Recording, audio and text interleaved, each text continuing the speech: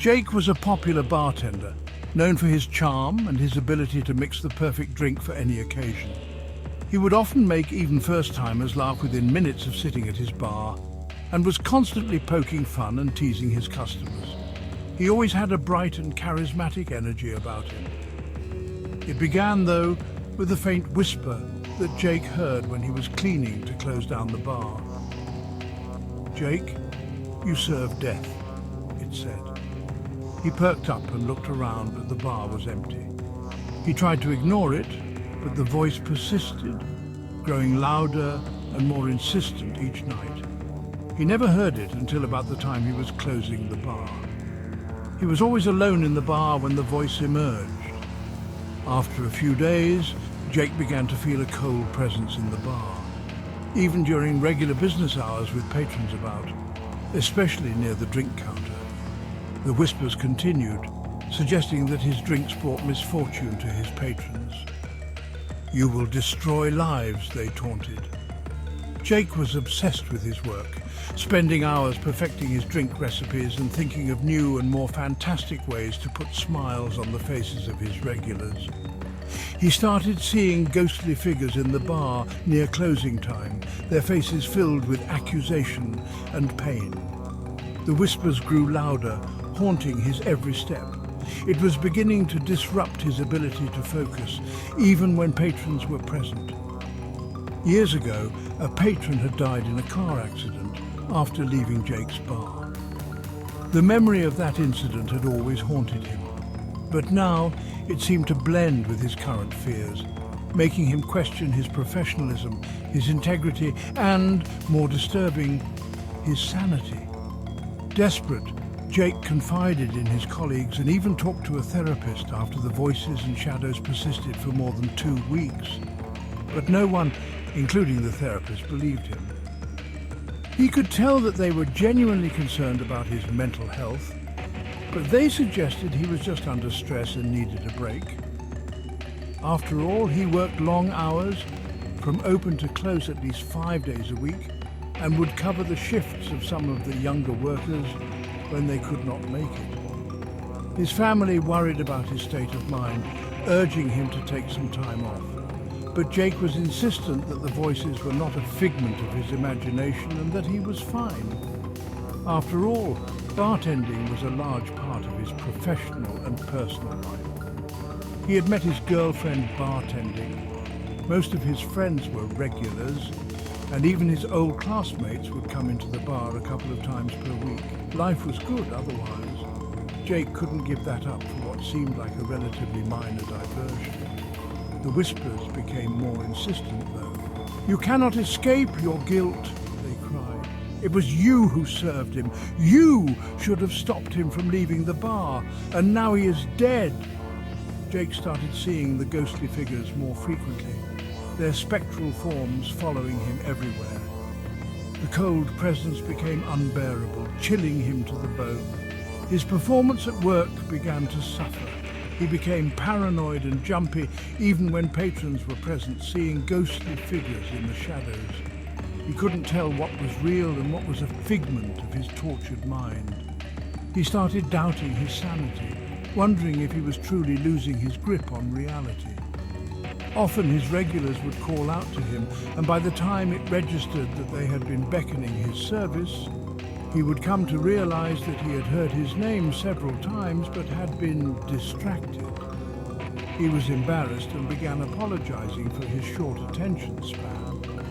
His patrons loved him, so they would ask if he was all right, and he would make up some dismissive excuse about being tired or having a migraine.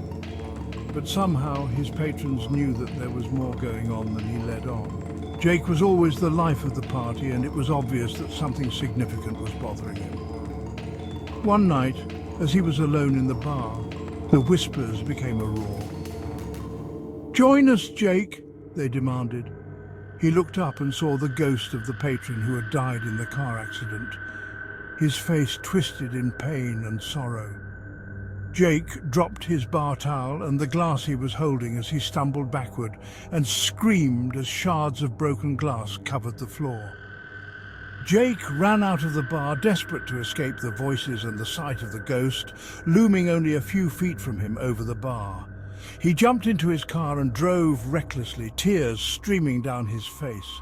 His parents' home was only a quarter-mile away, so he didn't bother driving home and instead pulled right up onto their lawn and ran to the porch, banging on the front door.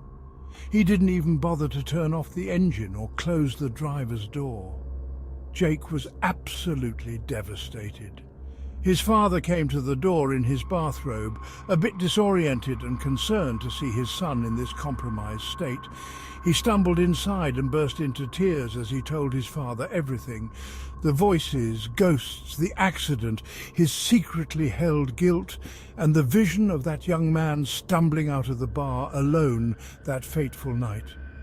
His father knelt down and embraced him as his mother hastily made her way down the stairs to join them, still unaware of what had transpired. His parents held him and tried to encourage him, but their voices were suddenly drowned out by the defiant accusations of the ghosts from the bar. They were relentless, and Jake collapsed in his parents' arms like a small child. They had never seen him this devastated. He saw their faces through his tears, but the voices were so loud that he could barely hear himself think. They seemed to be everywhere, in every corner, screaming mad accusations of his guilt and claiming that he would soon join this for his negligence. Just as he was about to give in to despair, his mother's face came into clear view, the voices muted and the cold presence lifted just as quickly as it had set in. The house filled with a blinding light as the voices faded, and Jake could clearly hear his parents' voices again, embracing him and telling him everything was going to be all right. Jake felt a warm presence envelop him, pushing the darkness away. He was ever grateful for his parents. He always had been, but tonight was different. They were there for him in his darkest hour. Jake later realized that the bar had a dark history stretching back nearly 30 years, with several patrons dying in car accidents after having left the bar.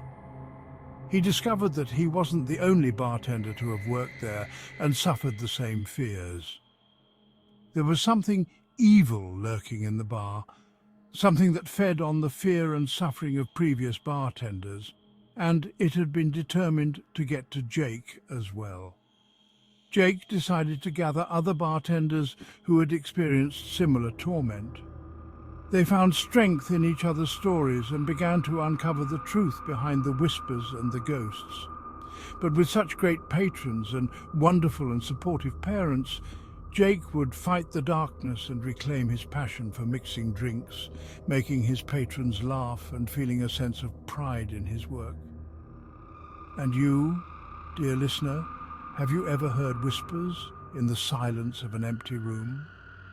Have you ever felt a cold presence that chills you to the bone? You're not alone in your fear. There's something out there, something evil that delights in tormenting the innocent. Don't let it win. Find others who believe you. Together, you can fight the darkness.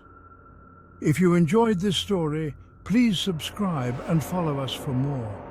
Join us on TikTok and YouTube for more Chilling Chronicles, if you dare.